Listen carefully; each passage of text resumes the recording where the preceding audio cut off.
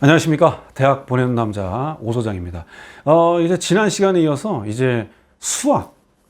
참 피할 수 없는 과목이죠. 그래서 수학에 대한 부분 자체를 6월 실채점 분석 및 그 다음에 이후에 여름방학이나 수능까지 대비 전략을 일전에 3월에서도 분석해 주신 한교육 선생님께서 오늘도 좀 준비를 해 드릴 겁니다. 잘 체크해서 메모한 다음에 어떤 부분을 좀 대비하면 좋겠는지 가형하고 나형 이과와 문과 학생들 대비를 같이 말씀드릴 테니까 참고해 주시면 좋을 것 같습니다. 그럼 한 선생님께 마이크 넘기도록 하겠습니다. 네, 방금 소개받은 한교육 선생님입니다. 일단 제가 말씀드릴 거는 이번에 모의고사 본 성적 결과를 보면 1등급이 문과나 이과나 둘 다 89점, 2등급이 81점, 80점 이렇게 나왔는데, 그러니까 1등급은 제가 봤을 때 무난하게 문제를 푼 것 같아요. 근데 2등급, 3등급 되는 친구들은 다소 어렵게 느끼지 않았나 이런 생각을 좀 하는데요. 그 이유 자체를 좀 한번 봤더니 일단은 가형 같은 경우는 29번하고 30번 문제가 상당히 좀 어려웠던 것 같아요. 그 중에 이제 29번은 작년 수능하고 좀 비슷한 형태 문제인 벡터가 좀 나왔고요. 30번은 적분이었는데 상당히 좀 많이 어려웠고 뭐 주기성이나 대칭성 자체를 이용했던 이런 문제가 좀 등장했고요. 20번하고 21번은 좀 평이하지 않았나 이런 생각을 좀 하고요. 25번, 27번, 28번에서 상당히 이과 학생들 중에서 많이 틀린 이런 경향이 좀 있는 것 같아요. 이 이유가 뭔가를 좀 생각을 해봤는데 지금 너무 개념 자체에서 좀 등한시하지 않았나.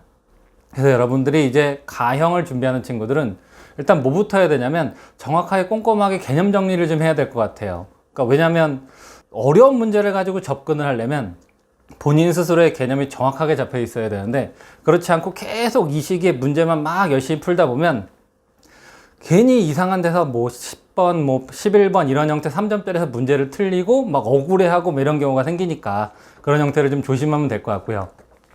나형은 제가 생각해서 대체적으로 좀 평이했는데 어디에서 좀 문제가 있었던 거 같냐면 30번 문제?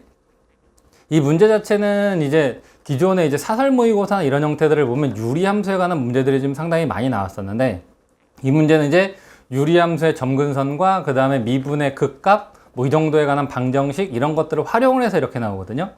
역시 마찬가지로 어떤 개념 자체를 두 개를 가지고 섞어서 또는 세 개의 개념을 가지고 난 다음에 정리를 해야 되기 때문에 마찬가지로 조금 개념이 명확하게 서 있는 친구들은 맞았을 거고 그렇지 못한 친구들은 이게 도대체 무엇에 관한 문제인지를 구별을 못했을 수도 있을 것 같아요. 그 다음에 나형의 21번은 합성함수가 상수함수가 되는 전제 조건을 가지고 물어봤기 때문에 이거는 조금 비슷한 형태 문제들을 풀어봤던 친구들은 어렵지 않게 풀었을 것 같고요.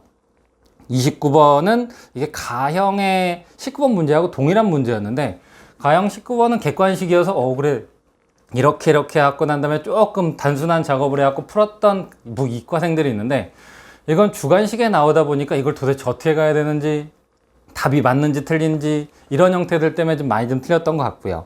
20번은 상대적으로 많이 좀 평이했던 것 같아요. 그럼 전체적으로 한번 조합을 해보면 가형 같은 경우는 난이도가 있는 문제가 몇 문제가 나왔던 것 같아요.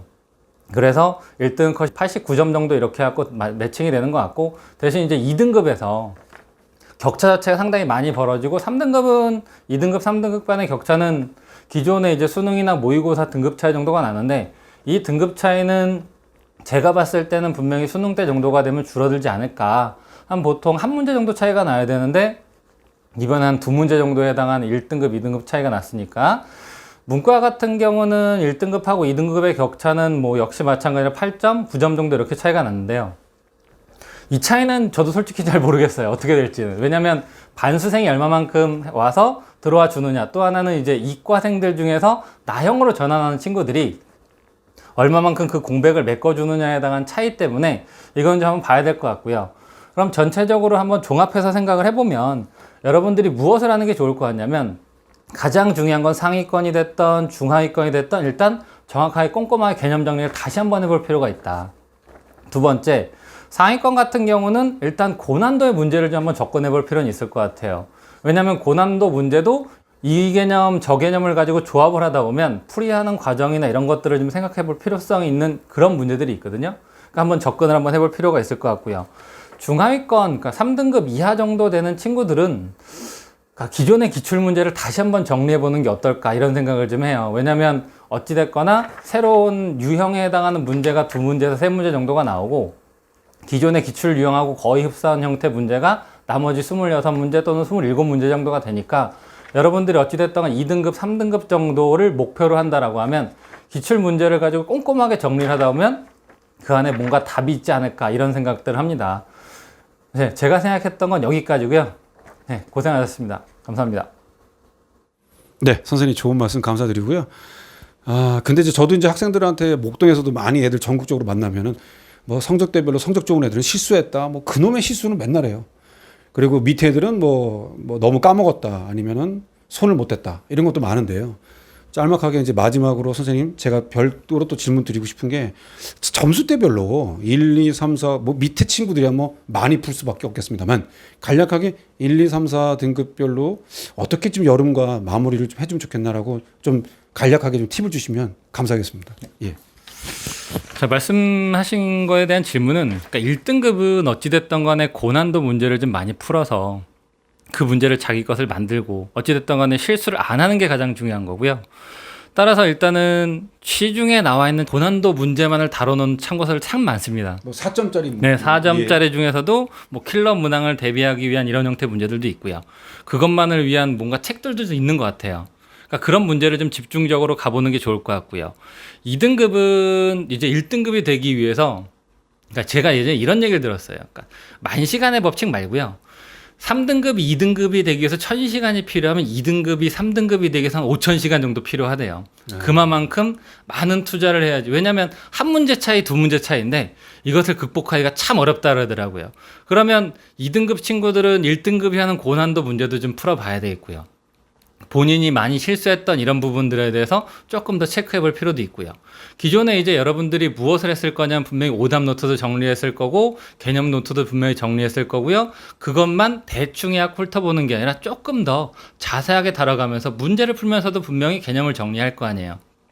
그런 정리했던 것을 이 여름방학에 다시 한번 살펴보는 게 좋을 것 같고요. 3등급하고 4등급 정도 되는 친구들은 어찌됐건에 한 3문제, 2문제 정도 차이에서 2등급, 1등급을 놓치는 친구들 아닙니까?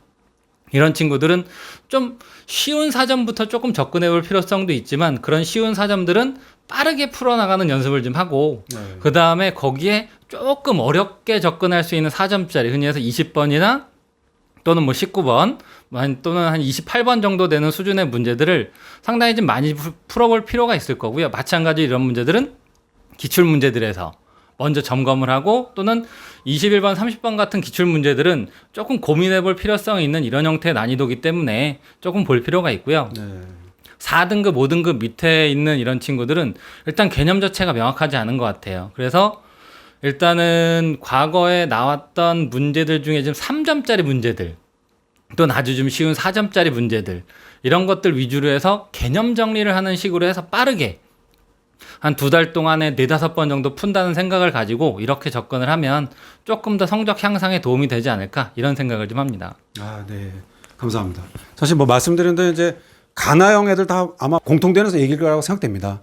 어쨌든 시청하시는 분들께서도 아마 분명지사 참 말과 행동이 또 언행일치가 잘 안 돼서 쉽지 않을 수 있습니다만 그럼에도 저는 개인적으로 기분 좋으라는 얘기도 아니고 막연한 팁, 뭐 이렇게 동기부여를 드리는 게 아니지만 아직 끝날 때 끝난 게 아니잖아요. 그렇기 때문에 절대로 포기하지 마시고 끝까지 상위권 학생들은 방심하지 마시고 밑에 친구들은 끝까지 노력을 해서 최대한 이 여름방학을 잘 이겨내서 9월 모의고사 수능까지 대비해주면 좋겠다. 이렇게 또 좋은 말씀 통해서 오늘 다시 한번 체크해 봐주시면 좋을 것 같습니다. 오늘 어떤 긴 시간 분석해 주신 한 선생님께 다시 한번 감사의 말씀 드리겠고 오늘 시청해 주신 분들 잘 챙겨주시고 여기 이제 전화번호 다 나오니까요. 항상 수학이든 아니면 입시든 뭐든 궁금한 것도 있으면 언제든지 물어봐 주시면 빠르게 답변해서 정리해 드릴 테니까 그렇게 체크해 주시면 좋겠습니다. 자, 오늘 지금 맨날 이렇게 화이팅 하면서 끝났거든요.